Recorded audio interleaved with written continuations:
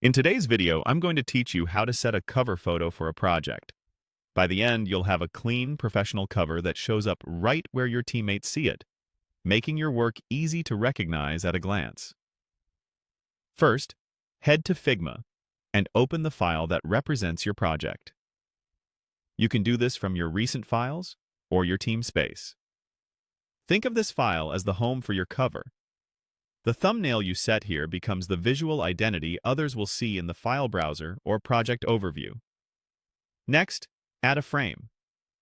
In Figma, frames are like canvases with defined boundaries, which is exactly what you need for a predictable cover area. Select the frame tool from the toolbar or press the F key. You can pick a preset size or draw one manually. A wide landscape frame works best for covers because it scales well across dashboards. It also helps to rename the frame to something like cover, so it's easy to find later. Now, add a picture. Drag and drop an image directly onto the frame, or use the Place Image option if you prefer. Make sure the image sits inside the frame, not floating above it. If it lands on top, just drag it into the frame in the Layers panel. With the image selected, choose a fitting mode like Fill, so it covers the frame edge to edge without leaving gaps.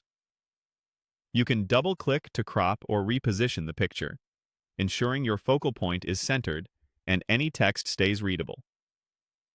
Click the frame itself to select it. This is important. You want the frame highlighted, not the image inside it. If you're unsure, glance at the Layers panel.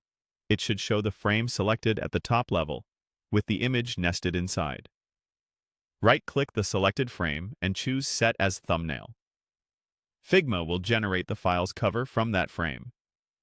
Give it a moment to update in your dashboard. Sometimes it takes a few seconds. If the result looks off, return to the frame, adjust the image scale or position, and set it again.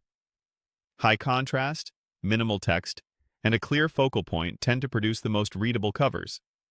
Try to avoid tiny details near the edges, since thumbnails can crop slightly depending on where they're viewed. That's it.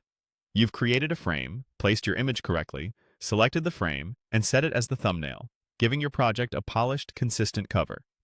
Save your file, and you're ready to share with confidence.